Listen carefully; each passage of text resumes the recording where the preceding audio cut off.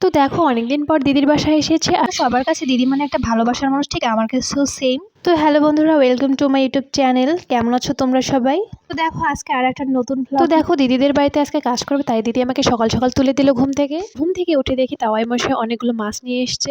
আর যাই হোক না কেন, তাওয়াই মশাই মামা অনেক ভালো। তো দেখো তাওয়াই মশাই নিজে থেকেই মাছগুলো বেচতে শুরু করলো আমাকে না দিয়ে। তো দেখো মাছগুলো কিন্তু অনেক ভালো, আর এই মাছগুলোর নাম হচ্ছে ঝাটকা ইলিশ আমরা বলি। তো মাছগুলো খেতে অনেক ভালো লাগে, টেস্টি, আমার কাছে অনেকটা স্বাদ লাগে।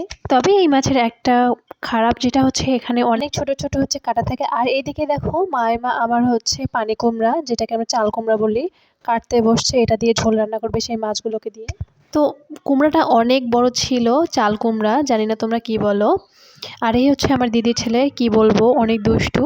তো দেখো বাবার খুবই পছন্দের একটা জিনিস নিয়ে খেলছে।